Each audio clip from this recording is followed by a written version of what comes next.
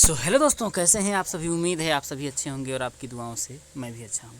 दोस्तों, DElEd second semester का जो आप लोगों का पेपर हुआ है, डीएलएड फोर्थ सेमेस्टर का जो आप लोगों का पेपर हुआ है, सेकेंड पेपर शैक्षिक प्रबंधन एवं प्रशासन, उस पेपर के सोल्यूशन को मैं आप लोगों को कराने वाला हूं। इससे पहले दोस्तों, आप लोगों का जो पेपर हुआ है उस पेपर के सोल्यूशन को मैंने कंप्लीट रूप से दे दिया है।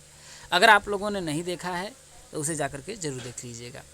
पहला आपका, चलिए दोस्तों हम लोग शुरू करते हैं। चैनल पर नए होइएगा सब्सक्राइब जरूर करिएगा, वीडियो पसंद आएगी तो लाइक और शेयर जरूर करिएगा। दोस्तों, पहला क्वेश्चन आपका पूछा गया है, प्रबंधन की मुख्य प्रक्रिया है नियोजन करना, व्यवस्थापन करना, प्रशासन, उपयुक्त सभी। तो दोस्तों, प्रबंधन का मतलब ही है कि हर कुछ आप नियोजन भी करेंगे, व्यवस्थापन भी करेंगे और प्रशासन भी करेंगे तो उपयुक्त आपका सभी हो जाएगा। अगला क्वेश्चन है आपका दोस्तों कि विद्यालय का बौद्धिक प्रयोगशाला। तो दोस्तों, विद्यालय की जो बौद्धिक प्रयोगशाला है वो क्या है? आपका पुस्तकालय है। दोस्तों, क्या है? आपका पुस्तकालय है।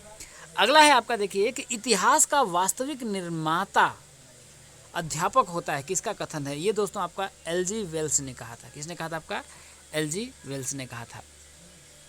अगला क्वेश्चन दोस्तों, मीना मंच का प्रमुख उद्देश्य क्या था? दोस्तों, तो मीना मंच जो था दोस्तों, बालिकाओं की शिक्षा व्यवस्था पर बहुत ज़्यादा, मतलब बालिकाओं के विकास के लिए बना गया था, उसका उद्देश्य था। तो आप लोगों का सेकेंड ऑप्शन सही हो जाएगा।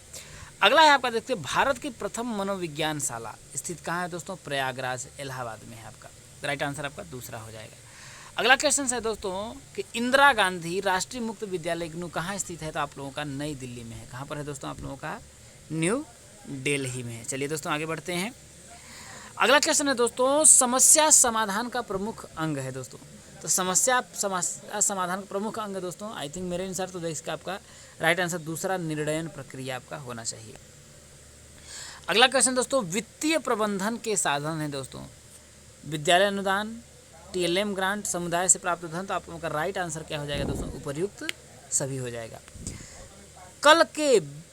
कल के विश्व को कौन चलाता है? दोस्तों, तो कल के विश्व को दोस्तों कौन चलाता है? देखिए, बोल जाए तो शिक्षक ही चलाता है। एक तरीके से देखिए कि छात्र और विद्यार्थी दोनों की बात यहाँ पर हो गई, विद्यालय प्रबंधक। लेकिन दोस्तों, कल का जो विश्व है उसको आज का जो छात्र है वो कल जाकर के शिक्षक बनेगा। तो एक तरीके से अगर हम कहें दोस्तों तो शिक्षक ही चलाता है। इसमें विद्यार्थी भी आपका हो जाना चाहिए दोस्तों।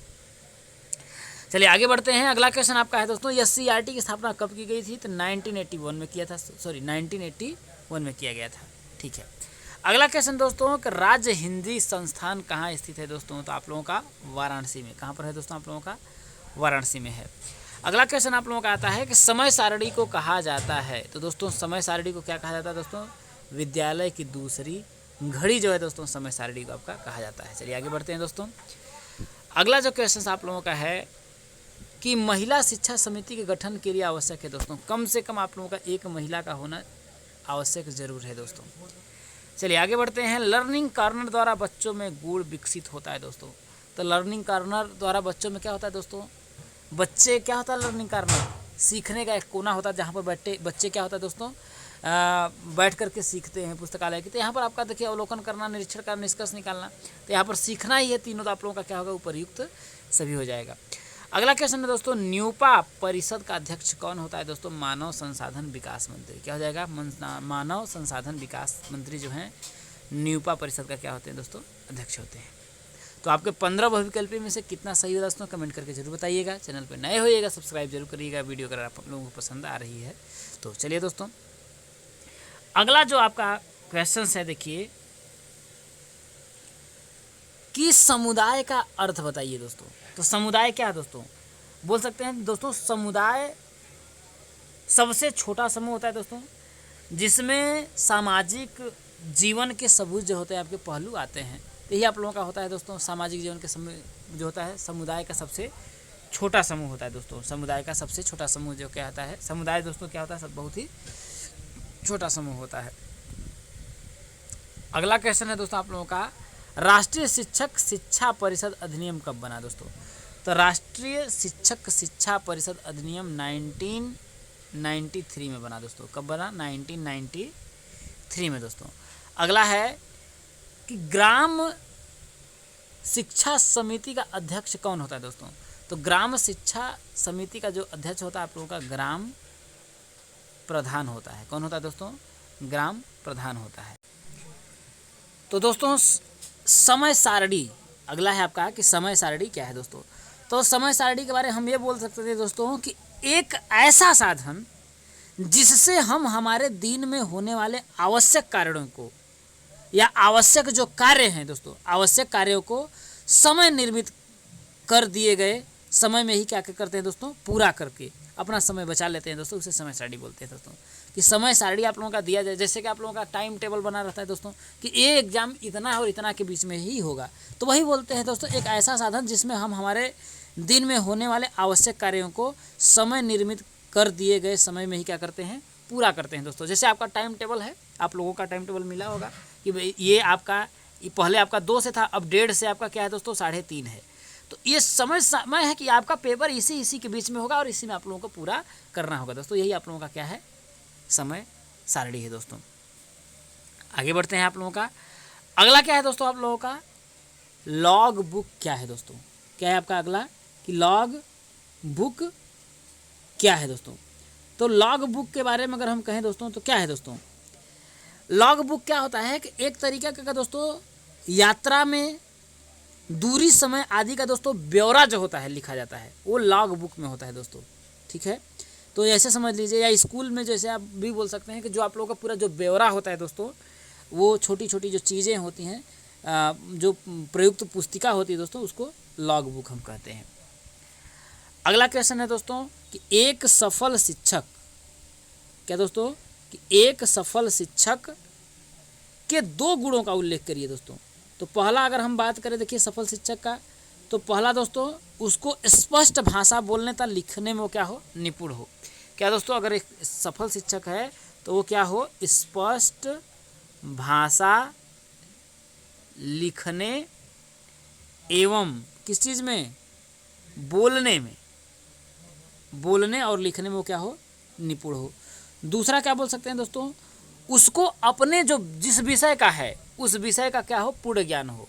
विषय का कौन सा दोस्तों, उसके खुद का, तो लिख सकते हैं अपने विषय का क्या हो, उसको पूर्ण ज्ञान हो दोस्तों, ये आप लोग बोल सकते हैं।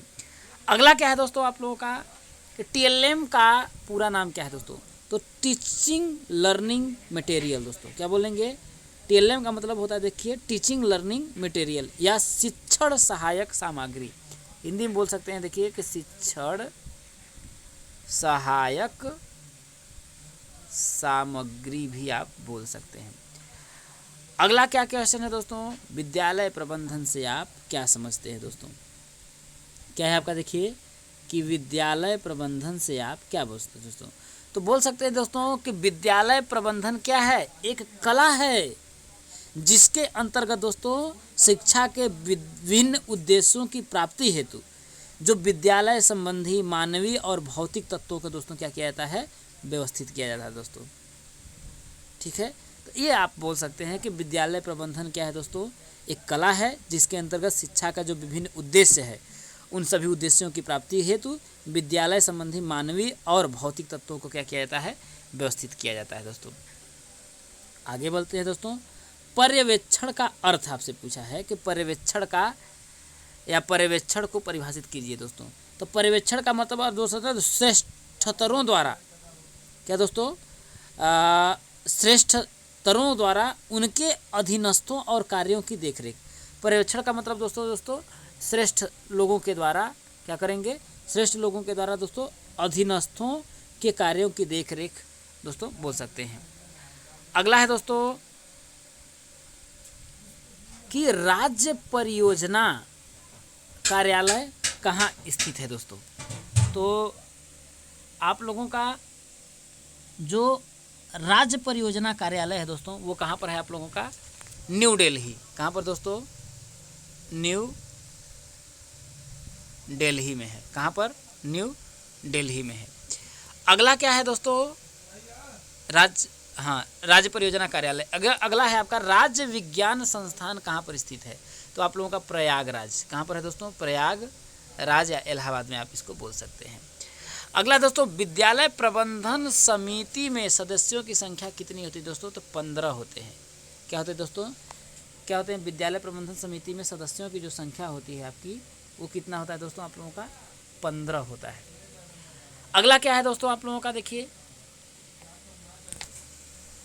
दो प्राकृतिक आपदा के नाम। तो दो प्राकृतिक आपदा के नाम जैसे दोस्तों आप लोगों का भूकंप हो गया, और क्या क्या होगा आपका, सुनामी हो गया, सुनामी हो गया, और आप लिख सकते हैं जो भी आप लोगों का देखिए आप लोगों का ज्वालामुखी हो गया, ज्वालामुखी हो गया, ये सभी आप लोग दोस्तों लिख सकते हैं। बाढ़ हो गया, ये सभी क्या है, प्राकृतिक आपदा है दोस्तों। अगला जो आप लोगों का क्वेश्चन है दोस्तों, लास्ट और आखिरी क्वेश्चन आप लोगों का अति लघु का, सूचना एवं अभिलेखों का विद्यालय में स्थान बताइए दोस्तों। सूचना एवं अभिलेखों का जो विद्यालय में क्या स्थान है दोस्तों। आप बोल सकते हैं दोस्तों कि सूचना और अभिलेखों का विद्यालय में क्या स्थान है। भाई सूचना और अभिलेखों के द्वारा भाई हर एक चीज़ की छोटी से छोटी जो जानकारी होती है उस चीज़ को रखी जाती है, उसके द्वारा क्या होता है, विद्यालय का सुधार किया जाता है। इसके बारे में आप लोग अपनी भाषा में इसको लिख सकते थे। अब अगला है दोस्तों लघु उत्तरीय प्रश्न जो आप लोगों का है, परीक्षा नियामक प्राधिकारी के परिचय लिखित इनके कार्यों को समझाइए। अध्यापक डायरी से आपका क्या अभिप्राय है, समझाइए। बेसिक शिक्षा परिषद के कार्य को बताइए।